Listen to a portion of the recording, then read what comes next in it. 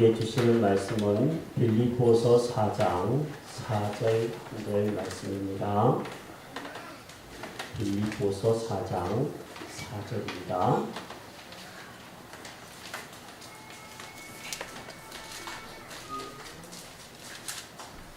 우리 뜻을 생각하면서 한 목소리로 읽어보겠습니다. 시작. 주 안에서 항상 기뻐하라. 내가 다시 말하노니 기뻐하라.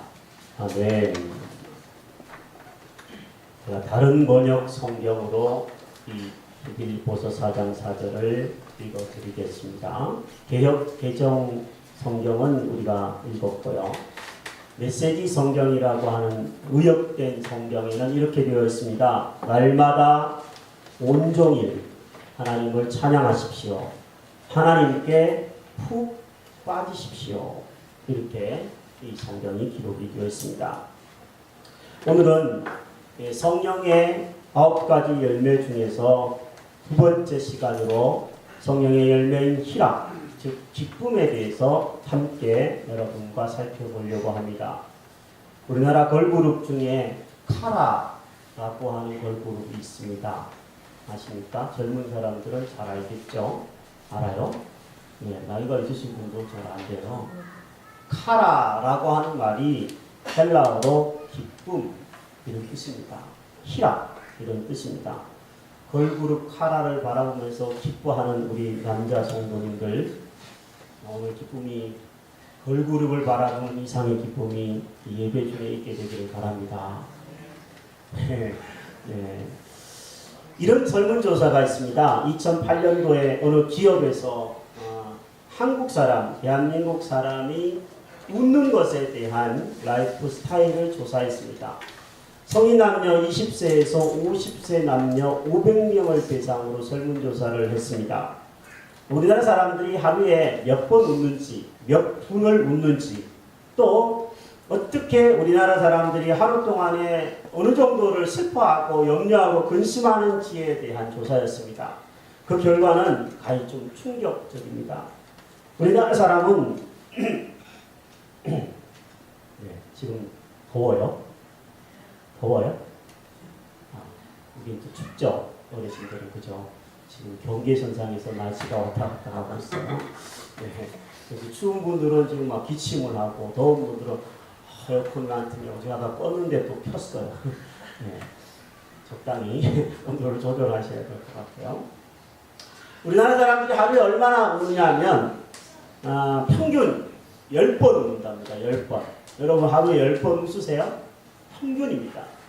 그런데 한 번 웃을 때 몇 초를 웃느냐면 8.6초를 웃는데요. 그러면 하루에 우리나라 사람들이 합쳐서 웃는 시간이 몇 초냐면 90초예요. 90초. 1분 30초 정도만 웃습니다. 우리 목사님들이 운동장에서 하는 재미있는 행동인데요. 박수를 치면서 일부러 웃는 것을 연습을 합니다. 어떻게 웃냐면 하하하하하 이렇게 웃어요. 네, 여러분도 한번 해보시기 바랍니다. 지금부터 시작을 하는데요. 제가 딱 10초 정도를 드릴 테니까요. 하하하를 아주 우리 뇌가 좀 이렇게 바보스럽다고 그러더라고요. 그냥 웃으면 뇌가 기뻐지고. 그러니까 하루에 10번도 안 웃으면 90초도 제대로 안 웃는 사람이니까 오늘 여기서 90초를 웃고 가는 겁니다. 1분 30초를 드리는데 처음에는 하나님을 믿으니까 하로 시작하고요. 그 다음에 예수님을 믿으니까 뭐로 시작하겠어요? 예로 시작하고요. 예. 그 다음에 어떻게 시작하냐면 성령 하나님, 홀리 스피릿을 믿고 있으니까 히로. 이 어려운 수준을 아시겠어요? 히로 하는 겁니다. 하하하를 30초를 하고요. 예를 30초를 하고요. 기를 30초를 하는 겁니다. 자, 시작!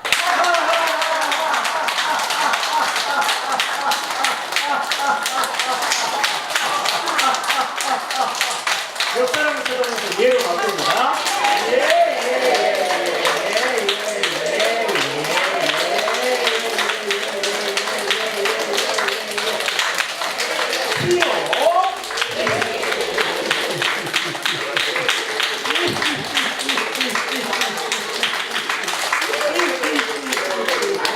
예, 잘하셨습니다.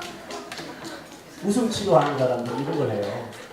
네, 좀 좀 기쁨이 오는 것 같으세요? 네. 그런데 한국 사람들이요, 이 설문조사에 보니까 하루에 기뻐하는 것은 90초밖에 안 되고요. 여성들은 하루에 3시간 30분, 남성들은 하루에 2시간 30분을 근심하고 염려하는 데 시간을 사용한다라고 결과가 발표가 되었습니다. 그 중에서도요, 20대에서 50대 중에서 가장 많은 사람들이 염려하고 근심하는 부류가 어디냐면 20대래요. 참 꽃다운 청춘들이 취업이다, 진로다, 결혼이다 이런 문제에 파묻혀가지고 염려하고 근심하고 있는 것이 오늘의 우리나라의 현실이라고 합니다. 왜 기쁨이 사라질까요? 왜 살기 좋은 세상인데 기쁨이 점점 멀리 있는 것처럼 느껴질까요? 다름이 아니라 우리의 욕심 때문이 아닐까요? 기쁨을 찾아야 기쁨을 우리 안에서 주어진 것에서 찾지 못하고 자꾸만 외부에서 돈이나 그 어떤 것에서부터 찾으려고 하는 경향들 때문에 욕심 때문에 기쁨이 사라지고 근심이 쌓이고 염려가 많아지고 그런 것은 아닐지 우리 자신을 한번 돌아보는 시간이 되기를 바랍니다. 성경에는 기쁨이라고 하는 말을요, 2가지로 아주 극렬하게 다르게 사용하고 있습니다. 예를 들면 육신이 가져다 주는 기쁨을 성경은 쾌락이라고 하는 단어를 사용합니다. 육신적으로 기쁜 일들이 많이 있죠. 예를 들어서 먹는 거가 기쁘죠. 또 마시는 거 좋아하시는 분들이 있으실 줄로 압니다. 그래서는 안 되는데 어쨌든 기쁘다고 마십니다. 또 노는 것을 즐겨하는 사람들이 있습니다. 스포츠, 또 여행을 즐기는 사람들도 있습니다. 육체적인 것들을 이렇게 즐기는 것들에 대해서 쾌락이라고 성경은 이야기를 하고 있습니다. 아마 성경에서 가장 많은 육신의 즐거움을 찾아본 한 사람을 꼽으라 그런다면 솔로몬을 꼽을 수 있을 것입니다. 솔로몬은 자신이 눈으로 할 수 있는, 눈으로 즐길 수 있는 모든 것들, 저거 해봤으면 좋겠다, 저거 먹어봤으면 좋겠다 라고 하는 것들을 다 해봤다라고 성경에서는 쓰고 있습니다. 그런데 이렇게 다 해본 솔로몬이 고백하는 내용은 전도서에서 2장 1절에 이렇게 쓰고 있습니다. 나는 내 마음에 이르기를 자 시험 삼아 너를 즐겁게 하리니 너는 낙을 누리라 하였으나 보라 이것도 헛되도다. 다 해본 솔로몬이 하는 말입니다. 그거 다 헛되고 헛된 것이다. 그런데 오늘 본문의 바울은요, 사실은 전혀 기뻐할 수 없는 상황입니다. 육신적으로는 그가 지금 감옥에 가두어져 있습니다. 자유가 없습니다. 먹을 것도 넉넉지 않고 건강도 좋지 않습니다. 그런데 사도 바울은 뭐라고 얘기하냐면 나는 기뻐한다. 나는 너무 기쁘다. 빌립보서를 제가 1장부터 4장까지 2번 읽어보았습니다. 그랬더니 사도 바울의 고백 중에 이런 고백이 있더라고요. 2장 17절입니다.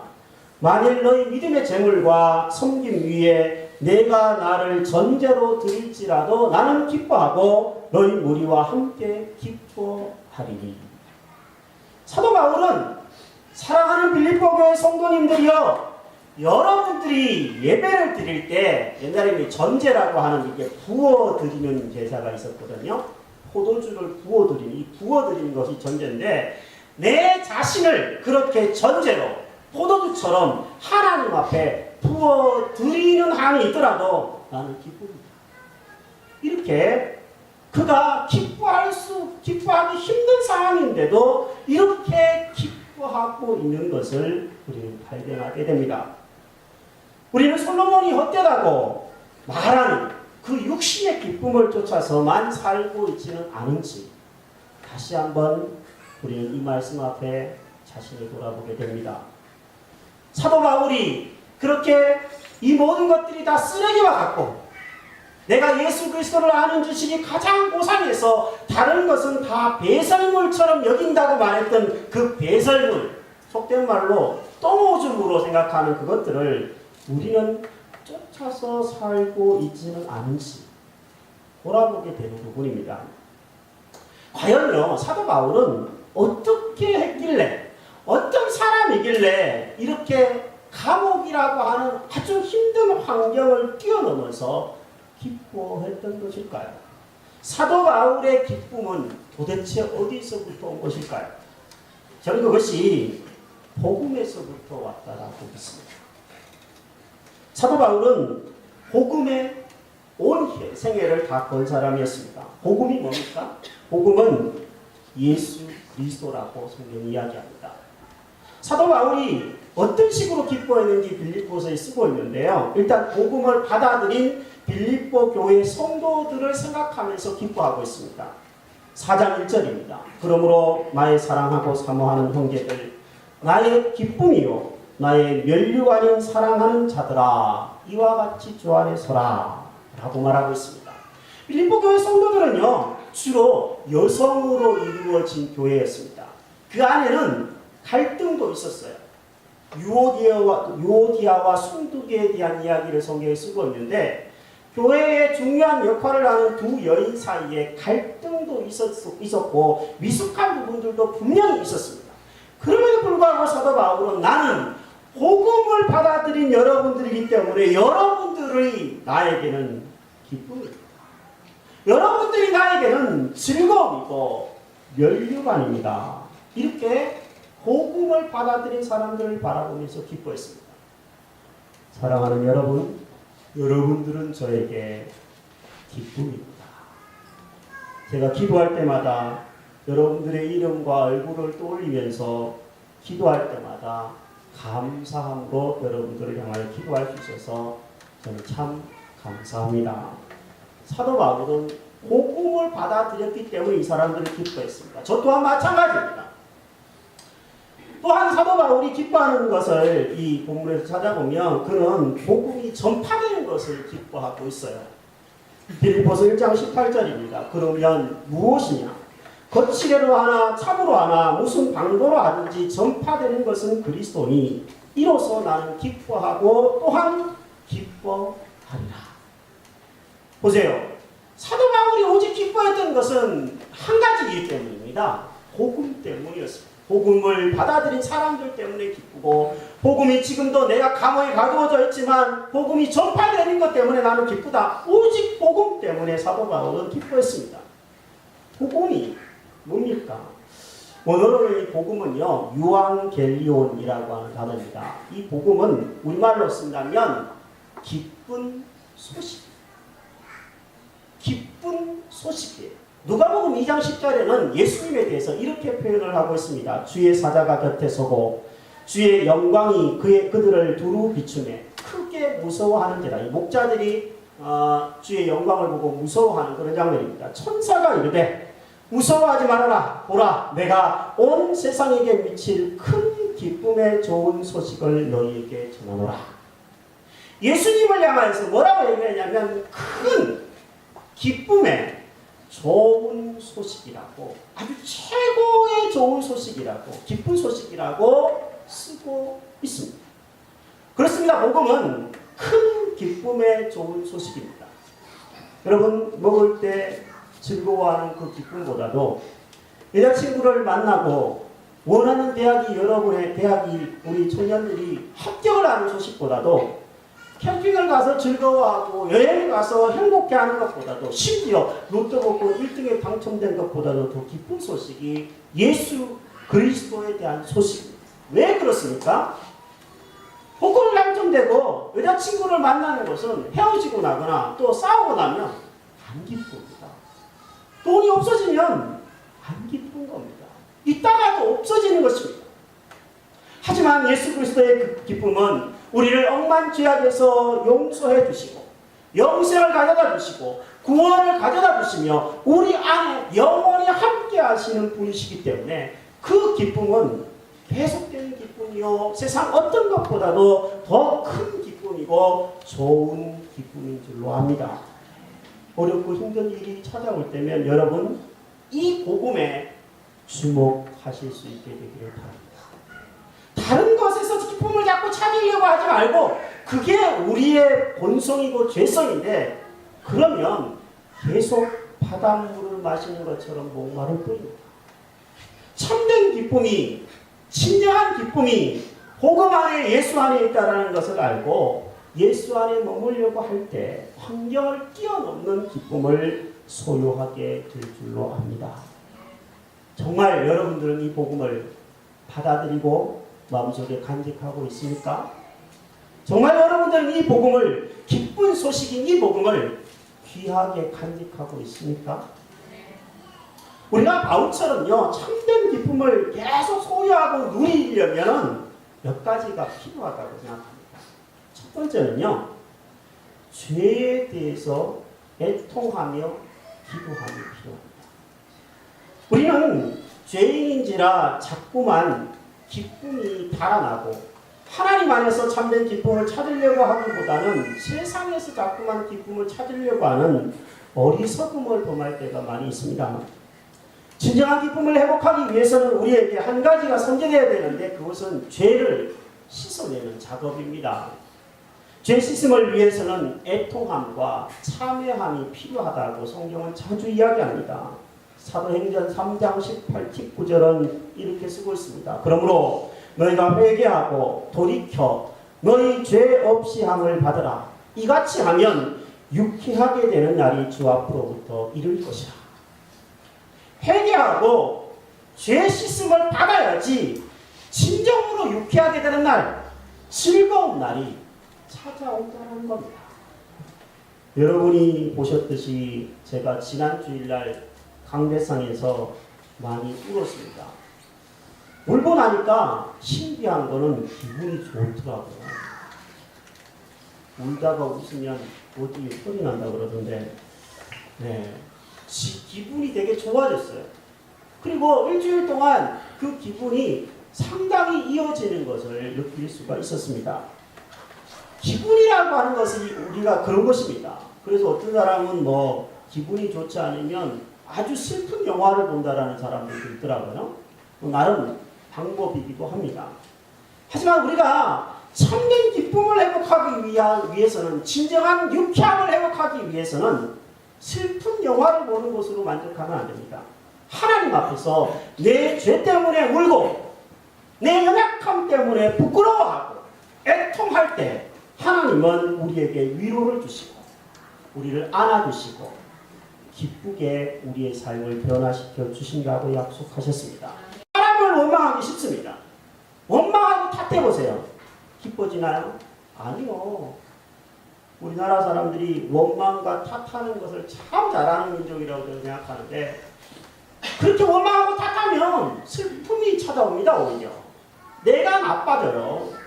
그렇기 때문에 자신을 돌아보는 게 좋습니다. 힘들고 어려울 때일수록 더 자신을 돌아보고 자신의 연약함을 돌아보고 자신의 죄를 돌아보며 하나님 앞에 나아갈 때 하나님은 우리에게 유쾌하게 되는 날들을 회복시켜 주신다 약속하셨습니다.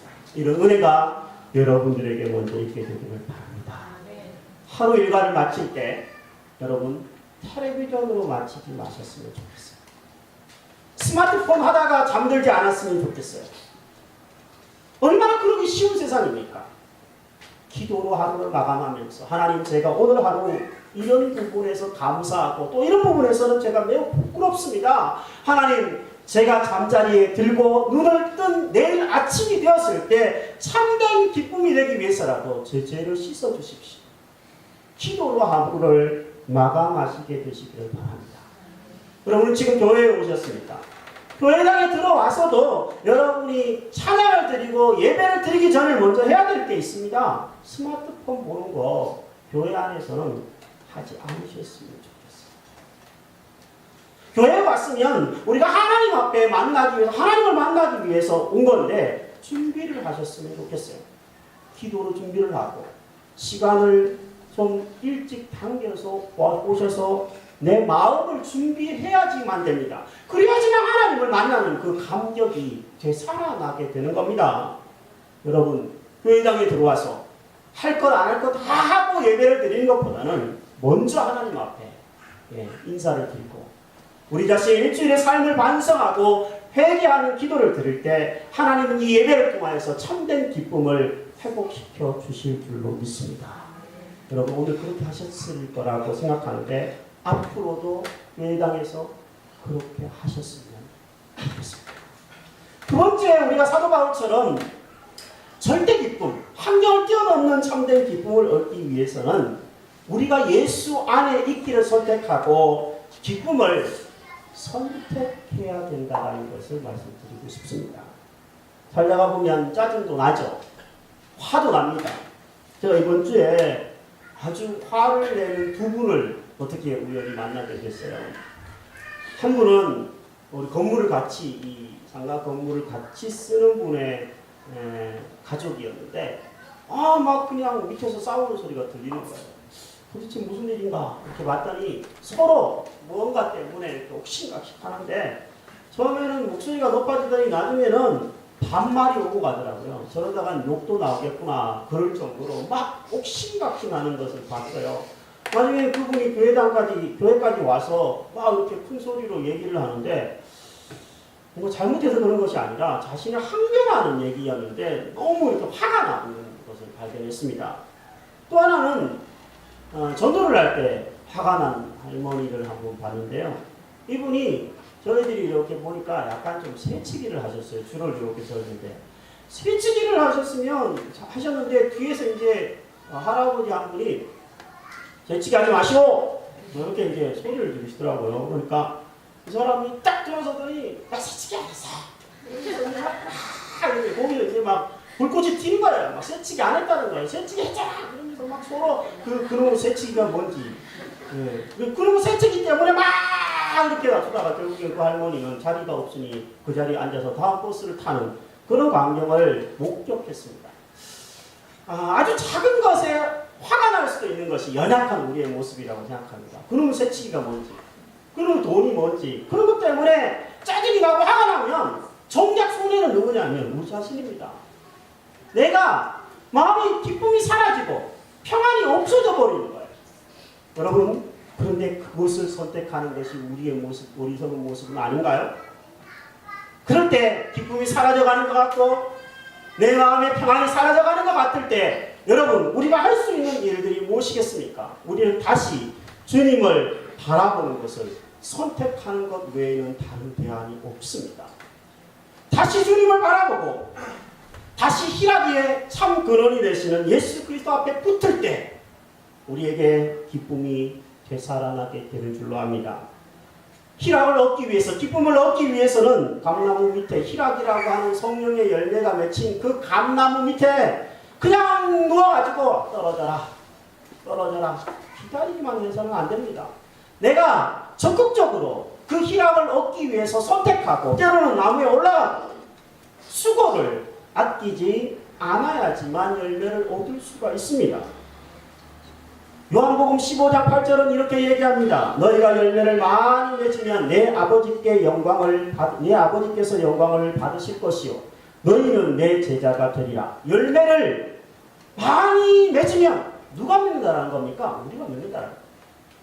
내가 적극적으로 기쁨을 선택하고 기쁨을 향하여서 예수 그리스도를 선택해 나아갈 때 열매가 맺힌다라는 약속의 말씀입니다.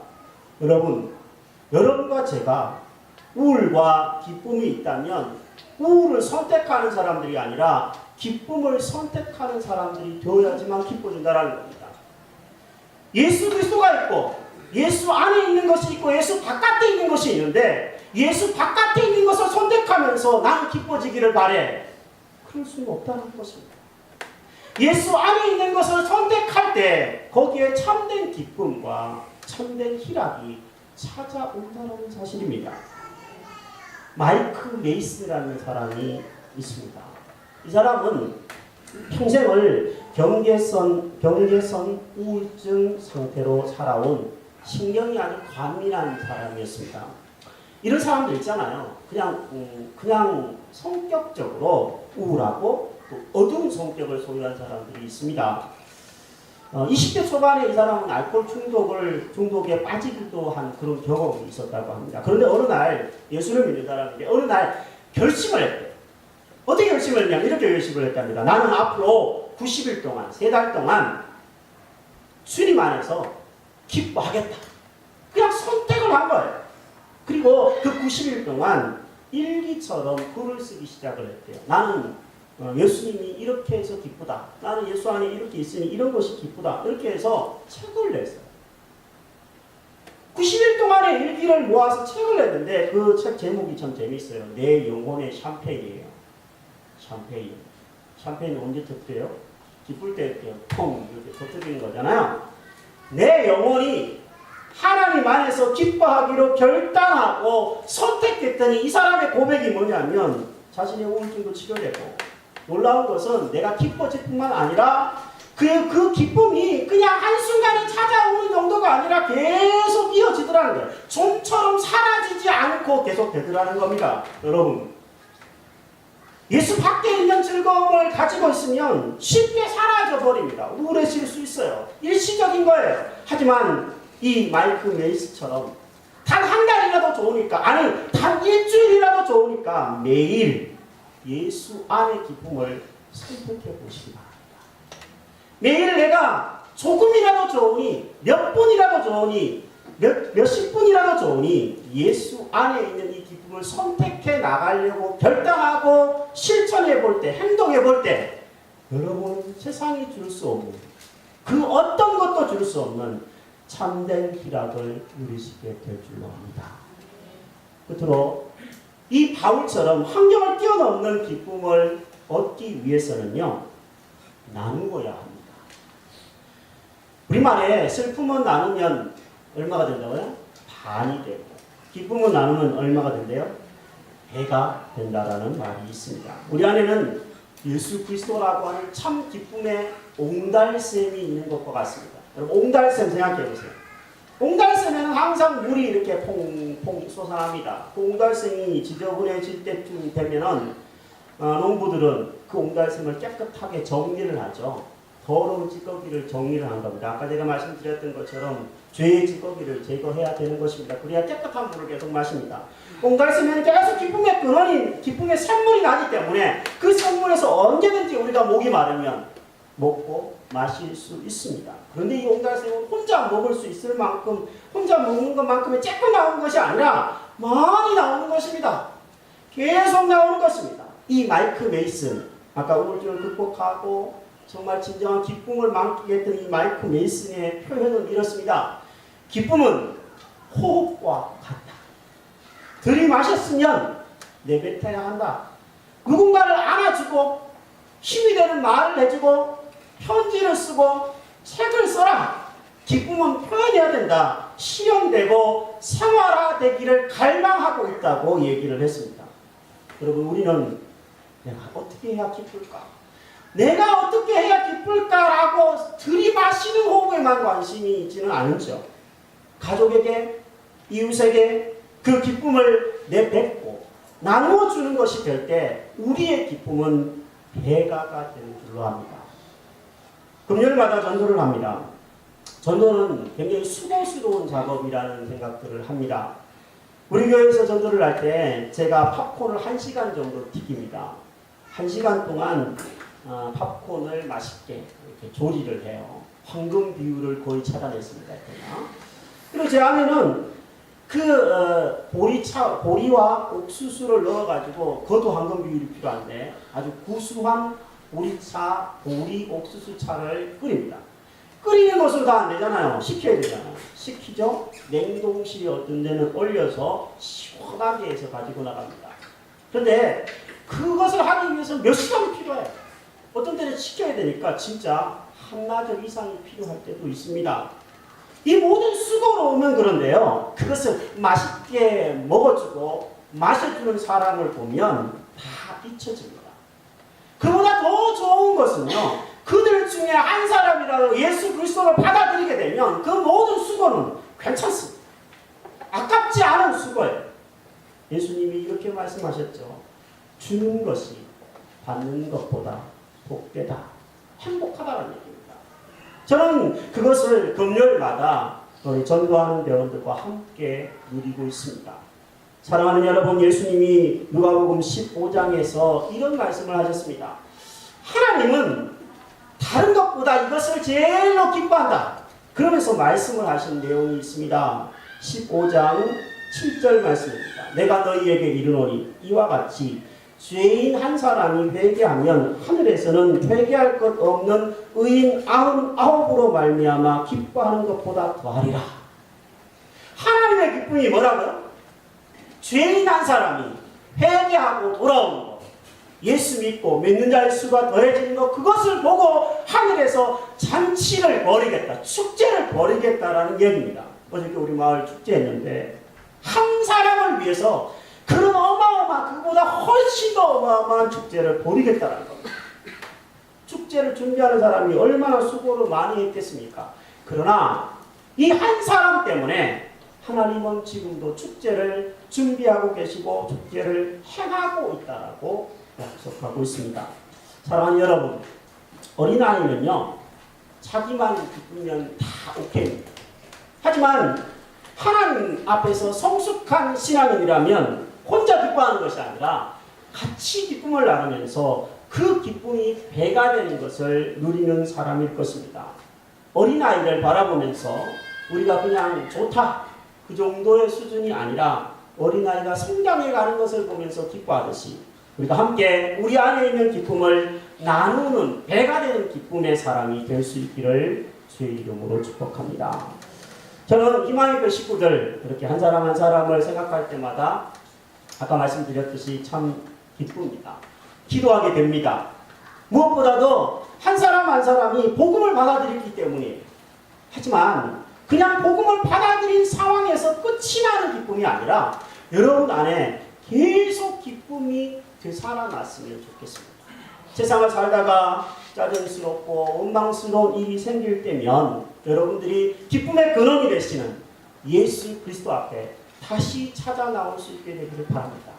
혹시 그 속에 때가 끼어있지는 않은지, 죄가 있지는 않은지 청소하시고요. 또 그 안에서 기쁨의 샘물을 받아 마시고요. 그것을 다른 사람에게 또 나누어줘서 함께 기뻐하는 교회가 될 수 있기를 진심으로 바랍니다. 함께 기뻐하는 것을 위해 수고하는, 그 기쁨을 위해 현재가 좀 힘들고 어려울지라도 참아내는 그런 사람들, 저와 여러분들이 되기를 바랍니다. 히브리서 12장 1절과 2절 말씀을 읽고 메시지를 마치겠습니다. 이러므로 우리에게 구름같이 둘러싼 허다한 증인들이 있으니 모든 무거운 것과 얽매이기 쉬운 죄를 벗어버리고 인내로서 우리 앞에 당한 경주를 경주하며 믿음의 주요 또 온전케 하시는 이인 예수를 바라보자. 그는 그 앞에 기쁨을 위하여 십자가를 참으사 부끄러움을 게으치 아니하시더니 하나님 보좌 우편에 앉으셨느니라. 기쁨을 위하여 십자가를 예수님은 참으셨습니다. 우리의 참된 기쁨을 위하여 때로는 십자가를 인내하고 참고, 또 때로는 우리 안에 있는 죄를 향하여 애통하고, 또 때로는 예수 그리스도를 향하여서 기쁨을 선택하고 나오며 그분을 나누어주고 베풀어줘서 함께 기뻐하는 아름다운 일들이 우리 안에 있게 되기를 주의 이름으로 축복합니다. 하나님 여호와가 너의 가운데 계시니, 이 찬양 함께 한번 드렸으면 좋겠습니다. 이 찬양의 가사는 성경 스바냐서 3장 17절을 참고해서 만든 가사인데요, 하나님은 스바냐서에서 이렇게 말씀하십니다. 나는 너희 가운데에 있다. 나는 너에게 구원을 베풀 전능자다. 나는 너로 인해서 기쁘다. 너로 인해서 기쁘다. 너는 잠잠히 내가 너를 기뻐하는 것을 바라보기를 바란다. 나는 너가 즐겁다. 너도 나를 바라보면서 즐거워하고 내 안에서 기뻐하기를 진심으로 원한다. 너의 기쁨, 내가 너에게 준 그 기쁨을 다른 사람들에게 나누기를 바란다. 이렇게 말씀하시는 것으로 들립니다. 사랑하는 여러분, 이 찬송을 들으면서 우리가 먼저 하나님의 기쁨이라는 것을 알고 감사했으면 좋겠고요. 그 기쁨이 여러분 속에 흘러가서 다른 사람들에게 나눠줄 수 있게 되기를 바랍니다. 함께 한번 이 찬송 드리도록 하십시다.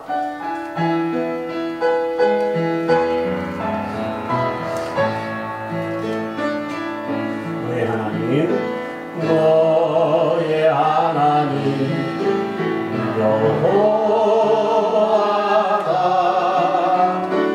너의 가운데 계시니 우리 가운데 하나님이 계십니다.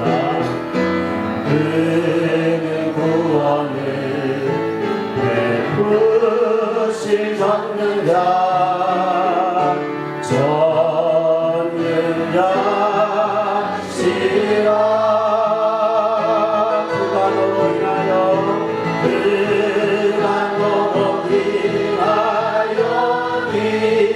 기쁨을 여러분들 바라보며 기쁨을 이기지 못하시는 하나님 감사합니다. 너를 잠잠히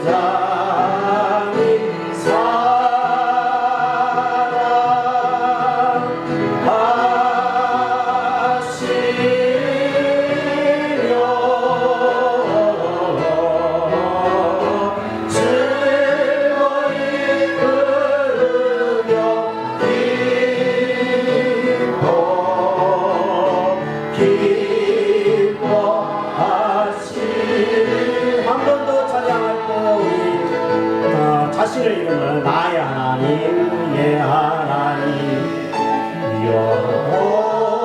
우리 자신의 오른손을 한번 가슴에 이렇게 대고 한번 찬양합시다. 주님이 우리를 보고 기뻐하십니다. 그 구원을 베푸신 전능자